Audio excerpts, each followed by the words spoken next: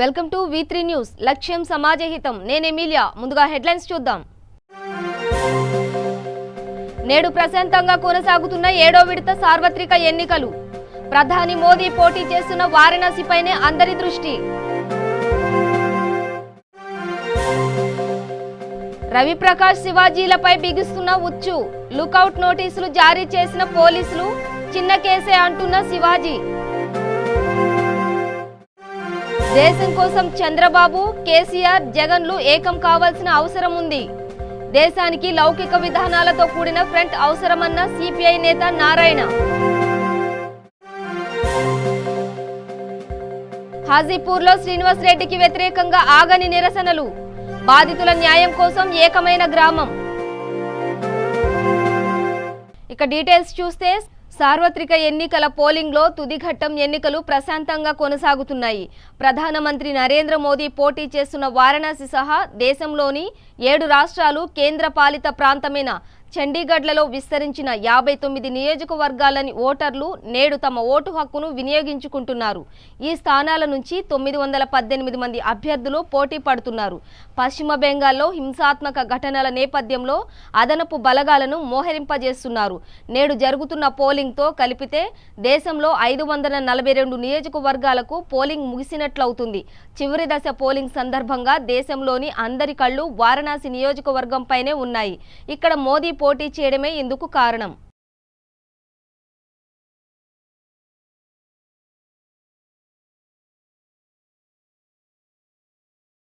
TV9 channel వివాదంలో మాజీ CEO Ravi Prakash పై ఉచ్చు మరింతగా బిగుస్తోంది. ఇప్పటికే ఆయనపై పోలీసులు లుకౌట్ నోటీసులు జారీ చేసినట్టు తెలుస్తోంది. ఈ క్రమంలో రవిప్రకాష్ న్యాయవాది జె కనకరాజు నివాసంలో ఇవాళ సైబరాబాద్ పోలీసులు సోదాలు నిర్వహించారు. ఈ సందర్భంగా పలు కీలక ఆధారాలను పోలీసులు స్వాధీనం చేసుకున్నట్టు సమాచారం.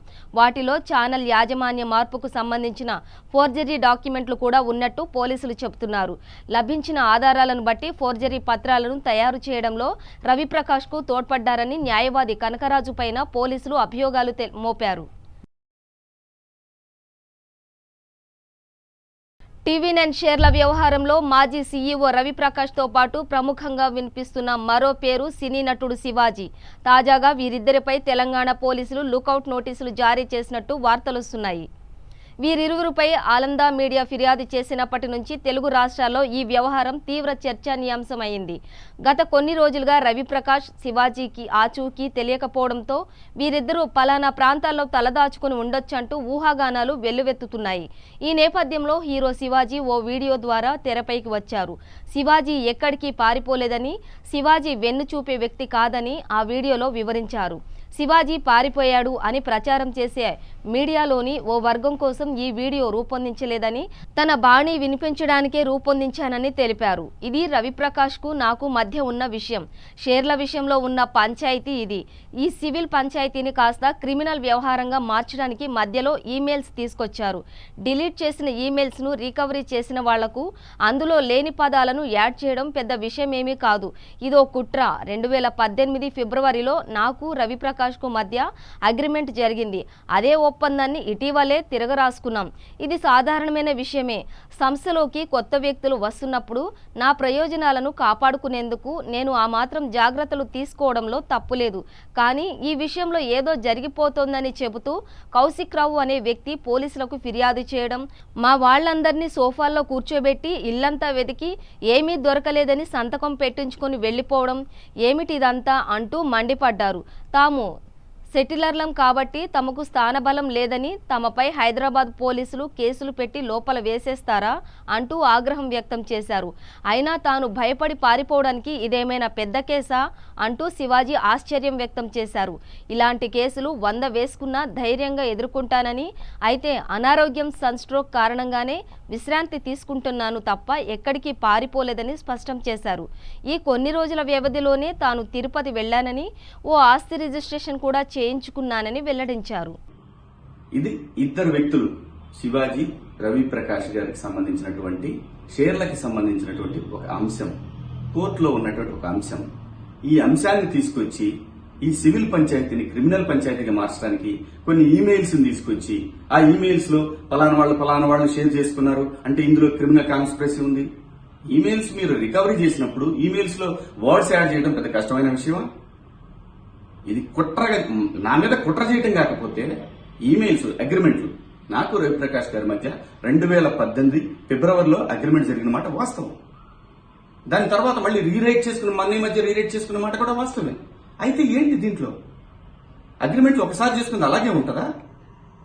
వ్యక్తులు మారుతున్నారు, సంస్థలో కొత్త వ్యక్తులు వస్తున్నప్పుడు నా జాగ్రత్త నేను తీసుకోవడానికి నేను రిక్వెస్ట్ చేసిన మాట వాస్తవం. రిక్వెస్ట్ జరిగిన సందర్భంలో అగ్రిమెంట్ డ్రాఫ్ట్ చేసుకున్నప్పుడు ఆ డ్రాఫ్ట్ నాకు అనుకూలంగా ఉండే వ్యక్తులు అంటే మా ఇద్దరికి అనుకూలంగా ఉండే వ్యక్తుల మధ్య ప్రశాంతమైన వాతావరణంలో చేసుకున్నటువంటి అగ్రిమెంట్. అయినా ఇది మా ఇద్దరి అగ్రిమెంట్ లో ఏదో జరుగుతుందని చెప్పి కౌశిక్ రావు అనే ఒక వ్యక్తి వచ్చి పోలీస్ స్టేషన్ లో కంప్లైంట్ ఇస్తే వెంటనే పోలీసులందరూ మా ఇంటి మీద పడి ఇంట్లో వాళ్ళందరినీ భయభ్రాంతులకు గురి చేసి వాళ్ళందరినీ సోఫాల్లో కూర్చోబెట్టి వీళ్ళు ఇల్లంతా ఎత్తుకొని ఏమీ దొరకలేదని సంతకం చేయించుకుని వెళ్ళారు. ఏమన్నా ఉంటే కదా దొరకడానికి? ఏముంది అసలు? ఈ కేసు ఏంటి?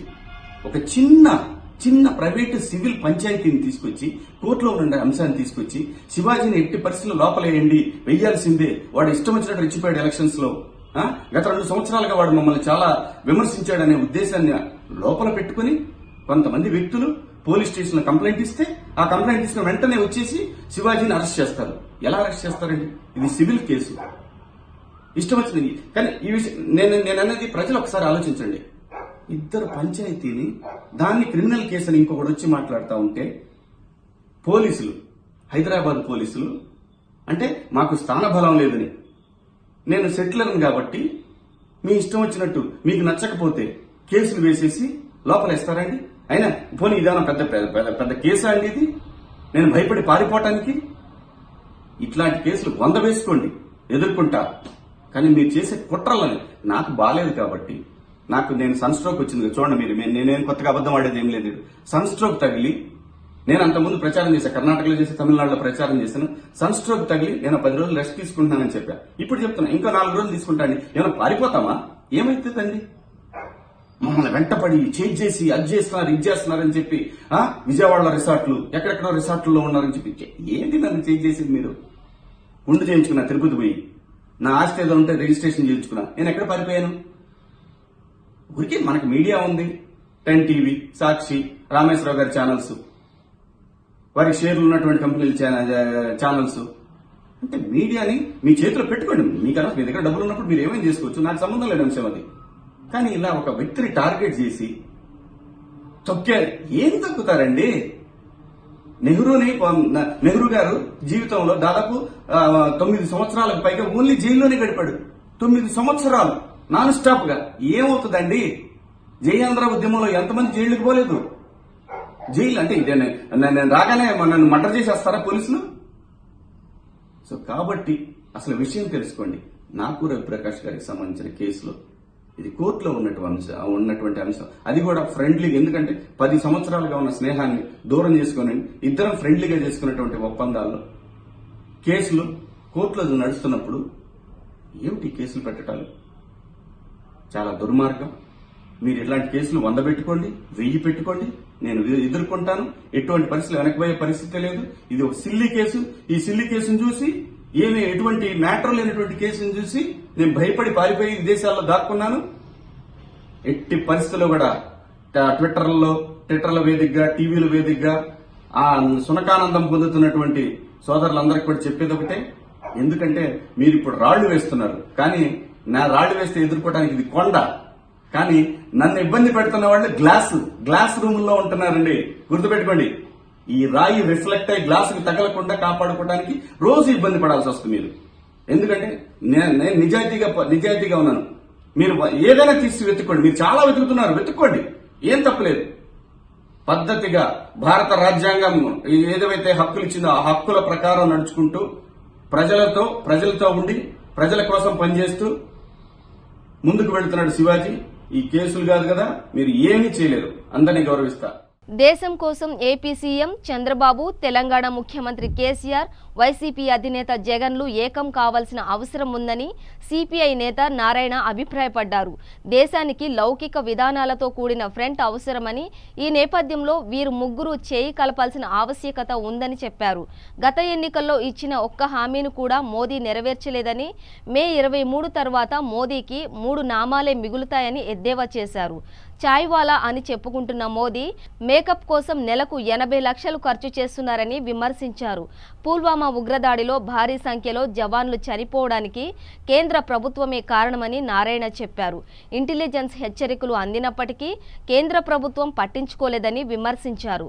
సుప్రీంకోర్టు, సిబిఐ, ఆర్బీఐ, ఈడీ వంటి స్వయం ప్రతిపత్తి కలిగిన సంస్థలను నడి రోడ్డుపై బట్టలు లేకుండా కేంద్రం నిలబెట్టిందని దుయ్యబట్టారు. సాధ్వి ప్రజ్ఞ సింగ్ ఠాకూర్ ఎన్నికల్లో పోటీకి అనర్హులని చెప్పారు.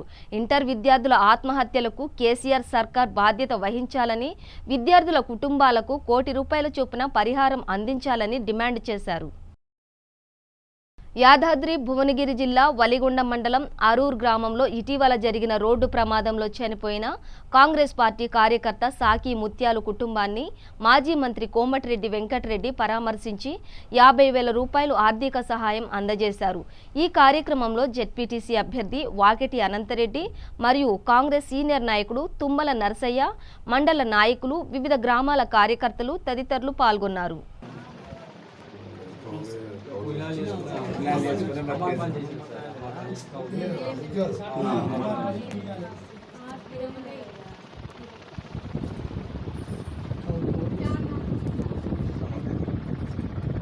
కౌలు చేసిన అన్ని అప్పులు సప్పులు అన్ని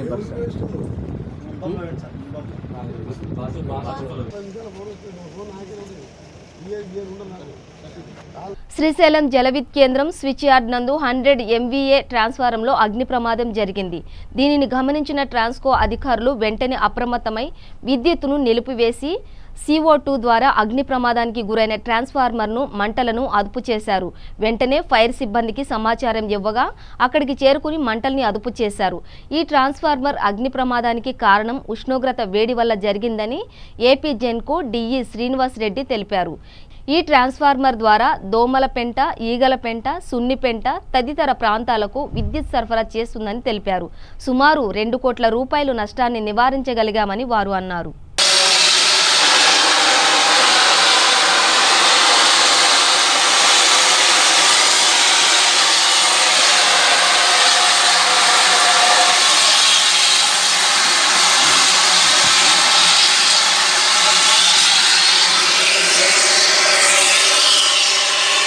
బులెటిన్లో షార్ట్ బ్రేక్ తీసుకుందాం.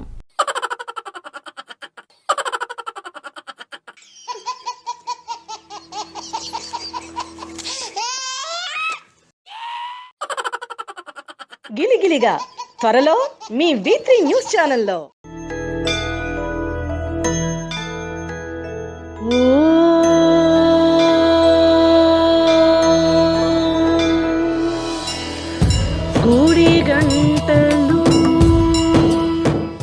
గుడి గంటలు త్వరలో మీ V3 న్యూస్ ఛానల్లో.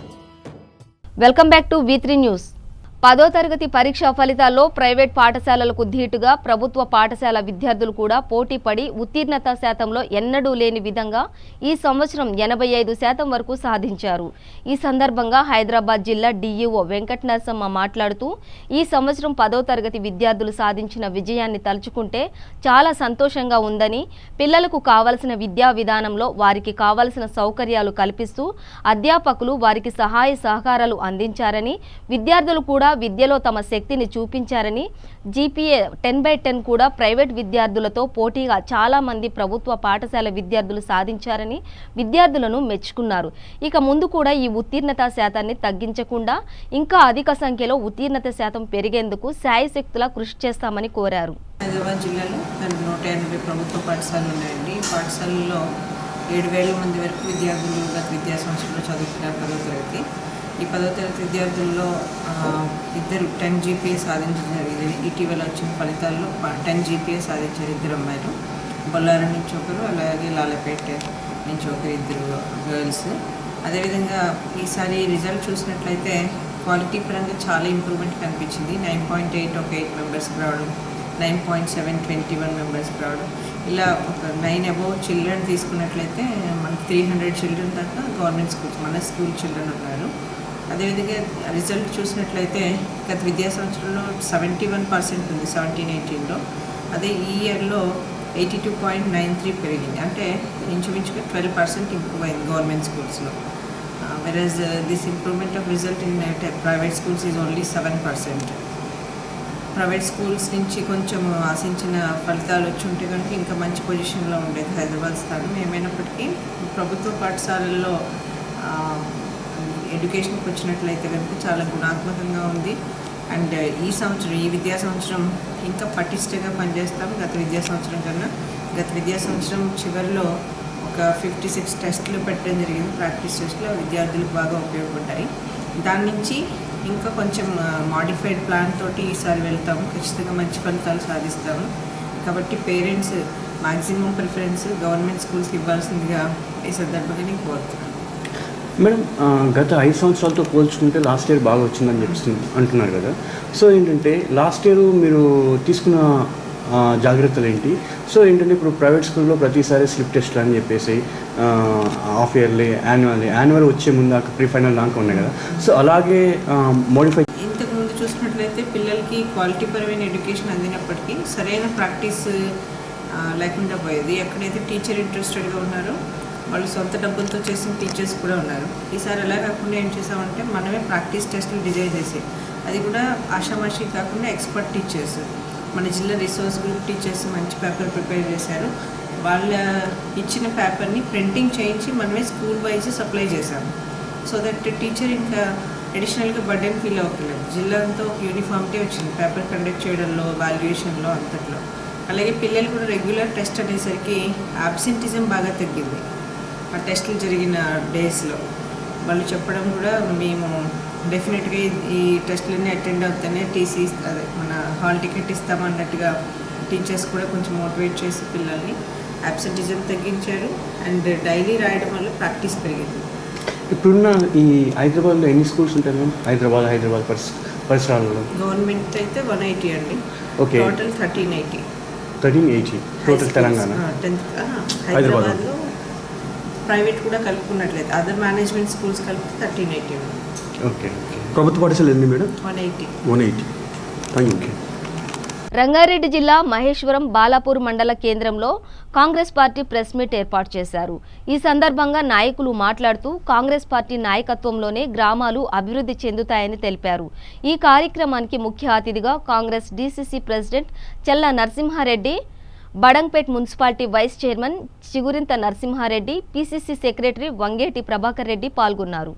అక్కడి నుంచి రోడ్ షో చేసుకుంటూ వచ్చి సరూనగర్ డివిజన్, జిల్లెల్గూడ, బాలాపూర్ గ్రామము, మల్లాపూర్ గ్రామము, కురుమల్గూడ గ్రామం, నాగరూరు గ్రామం మరియు బడంగ్పేట్ గ్రామం, అల్మాస్గూడ, మీర్పేట్, జిల్లెల్గూడలో సాయంత్రం 7 గంటలకు అక్కడ రోడ్ షో ముగింపు జరుగుతుంది. రోడ్ షో ముఖ్యంగా ఉద్దేశం ఏంటంటే కాంగ్రెస్ పార్టీ ప్రజాస్వామ్య పరిరక్షణ, రాజ్యాంగబద్ధంగా కాంగ్రెస్ పార్టీ బీఫామ్ తీసుకొని కాంగ్రెస్ పార్టీ నుంచి గెలిచిన స్థానిక ఎమ్మెల్యే సబితా ఇంద్రెడ్డి గారు పార్టీకి రాజీనామా చేయకుండా, పదవికి రాజీనామా చేయకుండా టీఆర్ఎస్ పార్టీలోకి వెళ్ళినందుకు రాజ్యాంగబద్ధంగా విరుద్ధం కాబట్టి ప్రజలను, రాజ్యాంగాన్ని యాదాద్రి భువనగిరి జిల్లా హాజీపూర్ గ్రామ శివార్లోని పాడుబడ్డ బావిలో నిరసన తెలియజేస్తున్న గ్రామస్తులు భువనగిరి కలెక్టర్ కార్యాలయానికి వెళ్లి తమ ప్రణాళికలను తెలియజేశారు. భువనగిరి కలెక్టర్ కార్యాలయానికి చేరుకుని కలెక్టర్ అనితా రామచంద్రన్కు బాధితులు వినతి పత్రం ఇవ్వడానికి వెళ్లారు. కలెక్టర్ కార్యాలయం వద్ద భారీగా పోలీసులు మోహరించారు. శ్రావణి, కల్పన, మనీషా కుటుంబ సభ్యులు ఫాస్ట్ ట్రాక్ కోర్టుకు ఏర్పాటు చేసి నిందితునికి వెంటనే శిక్ష పడేలా చేయాలని, బాధిత కుటుంబాలకు ఒక్కొక్కరికి 50 లక్షల ఎక్స్గ్రేషియా చెల్లించాలని, హాజీపూర్ నుండి మాచనపల్లి గ్రామానికి మధ్య బ్రిడ్జి నిర్మాణం చేపట్టి బాధితుల కుటుంబంలో ఒక్కొక్కరికి ప్రభుత్వ ఉద్యోగం కల్పించాలని పలు డిమాండ్లను కలెక్టర్కి మెమోరాండం ద్వారా తెలియజేశారు.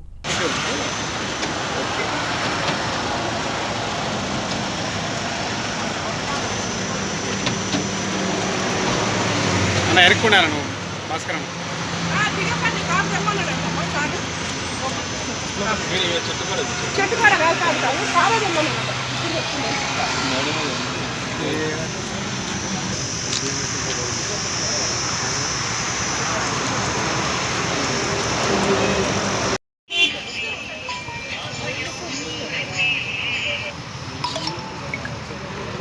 తెలంగాణ టూరిజంలో భాగంగా హుస్సేన్ సాగర్లోను మరియు వివిధ ప్రాంతాల్లో టూరిస్టుల సౌకర్యార్థమై తెలంగాణ టూరిజం శాఖ అనేక సౌకర్యాలను ఏర్పాటు చేసింది. వేసవి సెలవులు నిమిత్తమై తెలంగాణ టూరిజం శాఖ ఎండి మనోహర్ మాట్లాడుతూ ఈ సెలవుల కారణంగా హుస్సేన్ సాగర్కు టూరిస్టుల సంఖ్య రోజురోజుకు పెరుగుతుంది. ఆదివారం రోజు అదనంగా 10,000 మంది టూరిస్టులు రావడం జరుగుతుందని, వారికి తగ్గట్టుగా సౌకర్యాలు కల్పించడం జరుగుతుందన్నారు. హుస్సేన్ సాగర్ మాత్రమే కాకుండా హైదరాబాద్లోని పలు ప్రాంతాలు, చార్మినార్, గోల్కొండ వంటి ప్రాంతాల్లో అనేక సౌకర్యాలు అదనంగా కల్పించడం జరుగుతుందన్నారు. అలాగే హైదరాబాద్ నుంచి పలు ప్రాంతాలకు బస్, విమాన సౌకర్యాలు ప్యాకేజీలతో కల్పించడం జరుగుతుందని, ఈ ప్యాకేజీలు సామాన్య ప్రజలకు కూడా అందుబాటులో కలవని ఆయన తెలియజేశారు. తెలంగాణ టూరిజం డెవలప్మెంట్ కార్పొరేషన్ సమ్మర్ను దృష్టిలో పెట్టుకొని ఎక్కువ రద్దీ వస్తుంది కాబట్టి ఆ రద్దీని తట్టుకోవాలంటే మనకు ఈ మధ్యకాలంలో ఏదైతే చార్మినార్కు, గోల్కొండకు, మక్కా మసీద్ ఆ ప్లేస్లకు ఎవరైతే టూరిస్టులు బయట దేశస్తులు కానీ, లోకల్ దేశస్తులు కానీ, లోకల్ పబ్లిక్ అయినా కానీ ఎంతమంది అక్కడికి వెళ్తున్నారో అదే విధంగా హుస్సేన్ సాగర్ కూడా వస్తుంది. ప్రతి సండే నాడు 10,000 మంది దాకా వస్తున్నారు పెచ్చు. మరి మిగతా రోజులు 6 నుంచి 7,000 మంది వస్తున్నారు. ఈ దృష్టిలో పెట్టుకొని ఈ మధ్యకాలంలో పూనా నుంచి మనం 35 సీటర్స్ ఒక బోటు, సీత్రూ బోటు అంటే గ్లాస్తో చేయబడ్డ బోటు తీసుకురావడం జరిగింది. ఆ బోటు 35 మంది ప్రయాణించవచ్చు. 30 lakhs పర్చేజ్ చేశాం. ఆ బోటు యొక్క ప్రాముఖ్యత ఏంటంటే ఏదైనా కార్పొరేట్ ఆఫీస్లో బోర్డు మీటింగ్ పెట్టుకోవడానికి కానీ, మరియు చిన్న చిన్న పార్టీలు చేసుకోవడానికి రెస్టారెంట్ టైప్ కానీ, మరియు రద్దీ ఉన్నప్పుడు మనము బుద్ధ స్టాచ్కి వెళ్ళడానికి బోట్ని యూటిలైజ్ చేసుకోవచ్చు. అదేవిధంగా రెండో బోట్ కూడా 15 లక్షలతో ప్రొక్యూర్మెంట్ చేయడం జరిగింది. అది మనకు 10 మంది at a time speed boat వెళ్ళొచ్చు. ఇప్పుడున్న మన ఫెసిలిటీస్ ఓన్లీ 4 మెంబర్స్తోనే మనకు ఫెసిలిటీస్ ఉన్నాయి. అదే 4 మెంబర్స్ కాకుండా 10 మెంబర్స్, 3 ఫ్యామిలీస్ కలిసి 10 members at a time speed బోట్లో వెళ్ళేసి రావచ్చు. సో ఇవన్నీ ఎందుకు తీసుకున్నామంటే హుస్సేన్ సాగర్లో మనకు చాలా రద్దీ వస్తున్నది. అందుకోసమే ఈ మధ్యన సోలార్ లైటింగ్ కూడా పెట్టించాం. ఈ సోలార్ లైటింగ్ వల్ల ఏంటంటే ఇప్పుడు మనకు గాలి దుమారం వచ్చినప్పుడు లైట్ పోతుంది కాబట్టి అప్పుడు జనాలందరూ చాలామంది భయపడుతున్నారు. ఆ భయపడకుండా ఉండాలంటే మనం సోలార్ లైట్లు పెట్టాము ఎమర్జెన్సీ పర్పస్. మరియు సిమ్మర్స్ కూడా బాగా మంది డిప్లాయ్ చేశాం. హుస్సేన్ సాగర్ మన బోటింగ్ పాయింట్లు అయితే కానీ, మన బుద్ధ స్టాచ్యూ దగ్గర అయితే కానీ సిమ్మర్స్ని ఎక్కువ మంది మనం డిప్లాయ్మెంట్ చేసి ఎలాంటి ఇన్సిడెంట్స్ జరగకుండా ఉండడానికి జాగ్రత్తలు తీసుకోవడానికి ఈ రద్దీలో అలాంటివి చేశాం. అదేవిధంగా సమ్మర్ ప్యాకేజ్ గురించి మనము టెంపుల్ ప్యాకేజ్ నడుపుతున్నాం. ఇక్కడ నుంచి యాదగిరిగుట్ట, వరంగల్, మరియు రామప్ప, లక్నవరము, మరి కోటిలింగాలు, మరి ధర్మపురి, కాళేశ్వరంలో నైట్ హాల్ట్ పెట్టి ఇవన్నీ టెంపుల్స్ చూపెట్టడానికి నడుపుతున్నాం. అదేవిధంగా మనకు శ్రీశైలం రూట్లో సమ్మర్ ప్యాకేజ్ కింద ఫర్హాబాదు మరియు మల్లెల తీర్థం ప్యాకేజ్ నడుపుతున్నాం. అదేవిధంగా మనము ఊటీ, మైసూరు, కూర్గు ఒక 4 days ప్యాకేజు, మరియు సమ్మర్ హాలిడేస్ వచ్చింది కాబట్టి సౌత్ ఇండియా 14 days ప్యాకేజ్ కూడా నడుపుతున్నాం. ఈ సౌత్ ఇండియాకి మనం 19,000 రూపీస్ ఛార్జ్ చేస్తున్నాం ఒకరికి 14 days. మరియు ఈ ఊటీ మరియు కూర్గుకి వెళ్ళడానికి మనం 6,700 రూపీస్ ఛార్జ్ చేస్తున్నాం.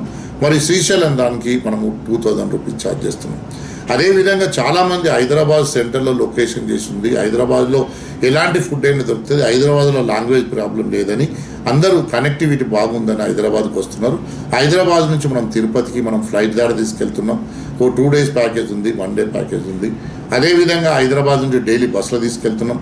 మరియు ఎవరన్నా తిరుపతికి వెళ్తే Tirupati to Tirupati 1,000 rupees package పెట్టాం. ఎందుకంటే మనకు 350 టికెట్లు దేవస్థానం వాళ్ళు శీఘ్ర దర్శనం టికెట్లు ఇచ్చారు కావచ్చు. అదేవిధంగా ఈ మధ్యన కొత్త బస్సులు కొని షిరిడికి నడుపుతున్నాం మనం. మల్టీ యాక్సిల్ బస్సు ప్రైవేట్ వాళ్ళకు ధీటుగా ఉండేటట్టు మరియు చిన్న చిన్న బస్సులు కొన్నాం మేము. ఈ చిన్న బస్సులలో 15 మెంబర్ కెపాసిటీ, ఎవరైనా 3-4 ఫ్యామిలీస్ ఇండివిజువల్గా వాళ్ళు కస్టమైజ్ ప్యాకేజ్ వాళ్ళు ఇష్టంగా వెళ్ళాలంటే హైర్కి ఇచ్చి కూడా పంపిస్తున్నాం. ఈ మధ్య చార్మినార్ను పెడెస్ట్రియన్ డిక్లేర్ చేయడం వల్ల చాలామంది టూరిస్టులు అక్కడ ఫోటోలు తీసుకోవడానికి కానీ, మరియు మన సెల్ఫీలు తీసుకోవడానికి వీలుగా ఉన్నది కాబట్టి చాలామంది చార్మినార్కు కంఫర్టబుల్ ఉందని, పొల్యూషన్ లేదని, వెహికల్స్ దగ్గరికి వెళ్ళట్లేవని చాలామంది చార్మినార్ బాగా వస్తుంది. ఎందుకంటే మనకు చార్మినారు, గోల్కొండ ఇలాంటి 450 సంవత్సరాల హిస్టరీ ఉన్న హిస్టారికల్ ప్లేసెస్ ఓన్లీ మన హైదరాబాద్లోనే ఉన్నాయి. చాలా మటుకు ఇండియాలో ఉన్న ప్లేస్లలో హైదరాబాద్ కూడా ఒకటిగా భావించాలి.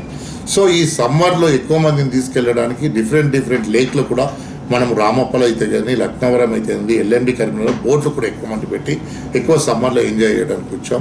ప్రతి ఒక్కరికి లైఫ్ జాకెట్లు ఇచ్చి కంపల్సరీ బోట్లో వెళ్ళడానికి అందరికీ ఇన్స్ట్రక్షన్స్ ఇస్తున్నాం. Thank you very much. గారు గత 4-5 సంవత్సరాల కన్నా ఇప్పుడు చాలా మెరుగుంది. స్మెల్ యాక్టివిటీ అయితే, వాటర్ క్వాలిటీ అయితే. ఎందుకంటే గవర్నమెంట్ ఎక్కడి నుంచి కూడా డ్రైనేజ్ వాటర్ రాకుండా డైవర్ట్ చేశారు. కానీ మనకు ఈ సిల్ట్ బాగలేక వాటర్ మాత్రం పొల్యూటెడ్గా ఉంది.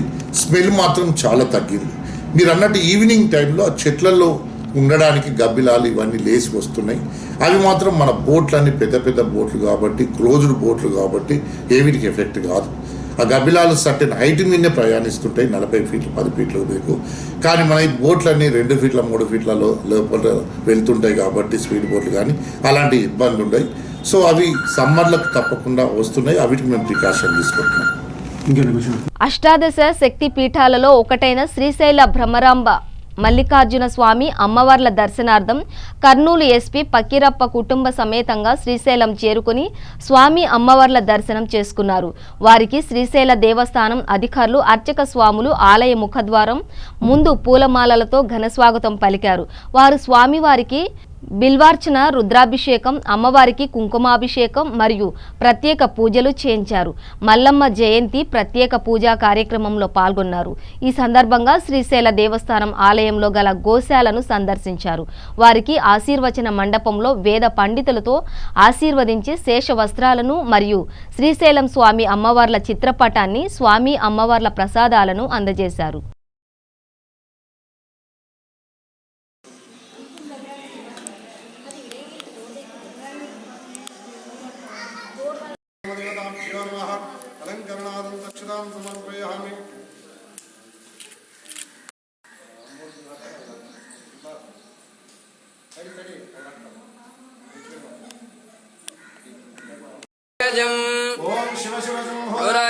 प्रवर्तमानस्य ब्रह्मणा द्वितीय परार्धे